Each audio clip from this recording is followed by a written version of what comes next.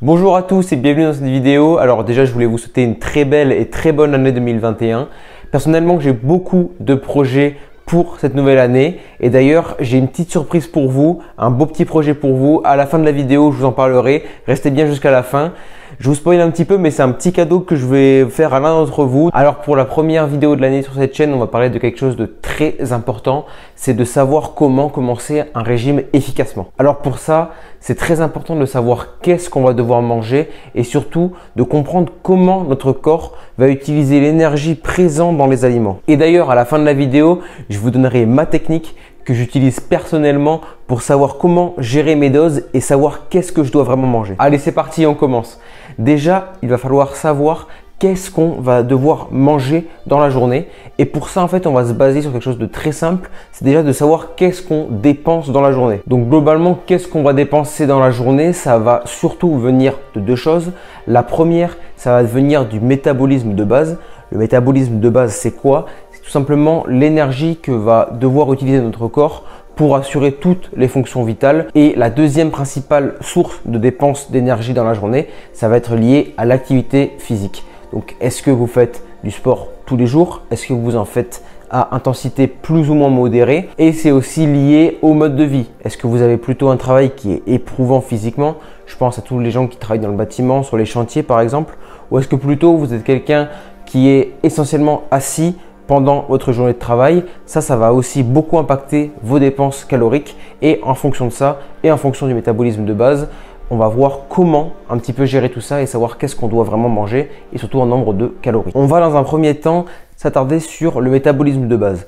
Donc pour savoir quel est votre métabolisme de base, il existe différentes formules. Nous, on va utiliser la formule de Harris et Benedict. D'ailleurs, je vais vous la mettre juste ici. Mais on ne va pas rentrer dans les détails, mais globalement, vous voyez que cette formule, qu'est-ce qui fait varier le métabolisme de base? C'est quatre choses.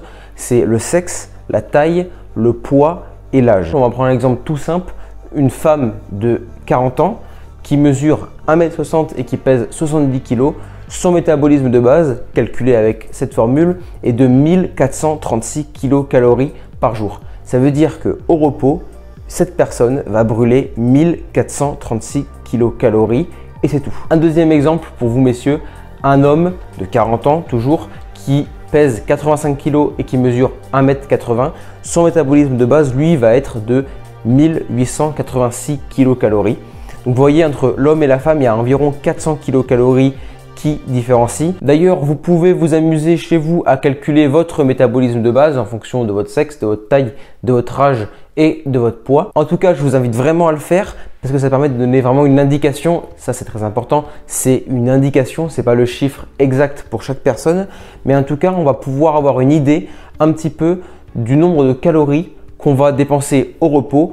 Et en tout cas, ça va nous permettre de savoir combien on va devoir manger pour être en déficit calorique. Parce que je le rappelle, le but pour perdre du poids, c'est d'être à la fin de la journée en déficit calorique. Donc, de manger moins que on va dépenser. Donc, d'apporter moins à notre corps de calories que ce qu'on va dépenser. Et donc, la deuxième source de dépense d'énergie quotidienne, ça va être l'activité physique. L'activité physique ou le mode de vie, comme on l'a vu, est-ce que vous avez un travail très éprouvant physiquement? Est-ce que vous dépensez beaucoup de calories quotidiennement de par votre travail? Ça, c'est aussi très important à prendre en compte. Et pour vous donner une petite idée, je vous mets juste ici un tableau en fait qui va vous montrer le nombre de calories dépensées en moyenne pour une heure de marche rapide ou de marche lente ou alors de course à différentes allures. Et donc vous le voyez grâce à ce tableau que pour une heure de marche rapide, on va consommer grosso modo 300 calories. Par contre, une heure de course à pied à 10 km/h, ça va être plutôt entre 600 et 700 kcal. Alors vous devez sûrement vous demander, mais pourquoi je vous montre en fait ce tableau? Où il veut en venir en nous montrant tout ça? Et bien en fait, je vais vous dévoiler en fait un peu plus tôt ma technique que j'utilise pour savoir qu'est-ce que je vais devoir manger. Alors en fait, c'est très simple et c'est psychologique, mais en fait, j'essaye de me visualiser qu'est-ce que mon corps va pouvoir faire comme énergie en termes de sport avec les calories que je vais lui apporter. Alors peut-être que c'est pas très clair, mais je vais vous donner un petit exemple pour vous illustrer ma pensée et vous allez voir, vous allez tout comprendre. Alors on va prendre un petit exemple. On va dire il est 16 h, je suis chez moi tranquille, j'ai pas spécialement faim, mais je m'ennuie. Je m'ennuie, dehors il fait pas beau, je peux pas sortir. Je me dis bon allez JB, on va aller faire un petit goûter. Donc vous l'avez compris. je m'apprête à manger alors que j'ai pas faim, c'est juste parce que je m'ennuie. Donc en fait, c'est du grignotage. Et c'est ça le problème et c'est ça qu'il faut éviter. Alors je me dis, bon, je vais faire un petit goûter avec un petit café, un petit yaourt fruits, quelques petits gâteaux pour tremper dans le café, 4, pas plus, et un petit verre de jus de fruits. Alors pour ce petit goûter qui semble en fait insignifiant, je vous fais les petits calculs ici des calories, vous allez voir. Mais si on prend l'ensemble, en tout cas des calories, ça fait 320 kilocalories juste pour ce petit goûter. Et ce que je me dis, c'est que je me dis, alors avec 320 kilocalories, qu'est-ce que je peux faire, qu'est-ce que mon corps peut faire comme activité physique? Et en fait, personnellement, avec mon poids, ma taille et mon entraînement sportif, avec 320 kilocalories, je peux courir comme un dératé, donc à peu près à 14 km/h pendant une demi-heure. Et ce que je me dis, c'est que je me dis, JB, est-ce que vraiment aujourd'hui, tu vas courir à 14 km/h pendant une demi-heure ou alors est-ce que tu vas faire un sport ou une activité physique qui nécessite autant d'énergie? Alors si par exemple le soir je sais que je vais faire du sport ou que je vais me dépenser, alors oui, là je m'autorise un petit goûter, même si c'est pas très healthy, de 320 kilocalories comme ça, je me l'autorise. Mais si par exemple dans la journée je sais que je ne vais plus bouger, je vais prendre à la limite la voiture, mais que je ne vais pas vraiment faire d'activité physique, et bien en fait je me dis que je n'ai pas du tout besoin de cet apport énergétique. Et mon corps, qu'est-ce qu'il va faire avec ces 320 kilocalories vu que je ne vais pas les utiliser? Forcément, il va les stocker dans les graisses. Et bien en fait je ne vais pas prendre ce goûter et je vais plutôt prendre une pomme et ça va permettre de me caler et d'éviter cette envie de grignotage. Et donc voilà ma technique, on peut la résumer en une petite phrase très simple, c'est de se visualiser qu'est-ce que notre corps va pouvoir faire avec les calories qu'on va lui apporter de par notre alimentation. Alors je sais qu'au début c'est pas évident de se représenter qu'est-ce que ça vaut 300 kilocalories, mais en tout cas avec le sport, parce que je sais que vous allez vous mettre au sport, vous allez vous rendre compte qu'en fait brûler 300 kilocalories, eh ben c'est pas si évident que ça. Et en fait, vous n'allez pas avoir envie de gâcher votre travail et donc de manger des petits trucs de grignotage comme ça avec des petits goûters, vous voyez, à 300 kilocalories qui va vous ruiner en fait votre séance de sport parce que vous avez eu du mal à les brûler et donc vous n'allez pas vouloir les reprendre de suite. Aussi, quelque chose de très important, on entend beaucoup à ne compter absolument pas les calories, le premier régime où on ne compte pas les calories. Ça franchement, pour une perte de poids, personnellement, moi je vous conseille de compter les calories. Alors grosso modo, n'allez pas compter calorie par calorie. Mais pour moi, ce qui est très important, c'est de compter les calories de chaque prise alimentaire. Parce que typiquement, vous voyez un petit goûter comme ça semble insignifiant. Et en fait, quand on regarde et quand on compte vraiment les calories, 320 kilocalories, en fait, ça n'a rien d'insignifiant. Et en fait, globalement, ce que font les gens, et donc vous faites sûrement aussi, et moi je l'avoue, je le faisais aussi, c'est qu'en fait, je comptais que les grosses prises alimentaires et les petites prises alimentaires type goûter, des fois grignotage, un petit yaourt et tout, je le comptais pas. Et en fait, vous voyez que 320 kilocalories, ça n'a rien d'insignifiant. Et si vous faites ça une fois, deux fois, même trois fois, ça peut représenter presque en fait la totalité de vos apports que vous aurez eu besoin dans la journée. Et en fait, vous les dépensez en grignotage. À ça, vous amenez les repas, donc le petit déjeuner, le repas du midi et le soir. Et en fait, vous êtes en excédent calorique et c'est pour ça que vous prenez du poids. Et donc maintenant que vous avez compris comment commencer un régime efficacement, on va parler de quelque chose qui est très demandé, c'est de savoir comment maintenir un poids stable. Et oui, parce que manger 3-4 fois sainement et après craquer complètement, ça n'a absolument aucun intérêt.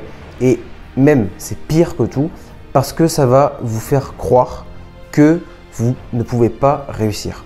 Ça va vous auto-persuader que vous ne pouvez pas réussir à perdre du poids. Et en plus, ça va vous faire penser que, de toute façon, à quoi bon faire des efforts? Je ne peux pas perdre du poids, c'est pas pour moi, je n'arriverai pas.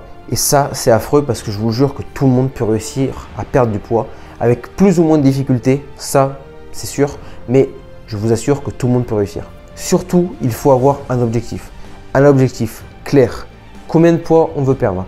Dans quelle taille de pantalon on veut rentrer par exemple? Ça peut être des objectifs comme ça. Et chaque effort, chaque jour que vous passez à prendre soin de vous et chaque heure de sport que vous faites est un petit pas de plus vers votre objectif. De plus, votre objectif doit être réalisable. C'est très important. Ne soyez pas trop strict. Ne vous dites pas je vais perdre 10 kilos en 10 jours. Ça franchement, c'est impossible. Ne soyez pas trop strict et ne pensez pas qu'il faut manger que de la salade à l'eau pour perdre du poids. Ça, c'est faux. Parce que si vous faites ça, vous allez vous frustrer au bout de 3-4 jours. Et ça, c'est évident. Vous allez avoir une dalle monumentale vous allez avoir une rage pour des aliments qui sont très caloriques, très riches en glucides et très riches en lipides. Et ça, c'est pas votre faute, c'est absolument normal et c'est biologique. Et donc vous allez prendre du poids. Il faut voir à long terme parce qu'une perte de poids durable, c'est surtout réapprendre à manger et savoir qu'est-ce qu'il faut manger pour vous. Et ça prend du temps. N'espérez pas en tout cas manger la même chose qu'avant et réussir à perdre du poids. Si avant vous mangez une chose et que vous ne perdez pas de poids, n'espérez pas en mangeant la même chose perdre du poids. Pour illustrer ça, j'aime beaucoup la citation d'Albert Einstein qui dit que la folie c'est de se comporter de la même façon et d'attendre des résultats différents. Et pour perdre du poids, en fait, il va falloir être en déficit calorique, donc vous l'avez compris, apporter moins d'énergie qu'on va en dépenser. Et pour apporter moins d'énergie, globalement, il faudrait en tout cas diminuer les doses et surtout manger mieux. Et ça, c'est très important, manger mieux. Et pour diminuer les doses, il y a différentes techniques comme le jeûne intermittent, par exemple, vous connaissez sûrement. Mais pour moi, la meilleure façon, ça reste quand même le rééquilibrage alimentaire parce qu'en fait, c'est vraiment réapprendre à manger. Et pour une perte de poids durable, c'est pour moi la meilleure façon. D'ailleurs, si le rééquilibrage alimentaire, ça vous intéresse, j'ai fait une petite vidéo à ce sujet où je vous explique un petit peu comment tout ça fonctionne. Je vous mets le lien juste ici.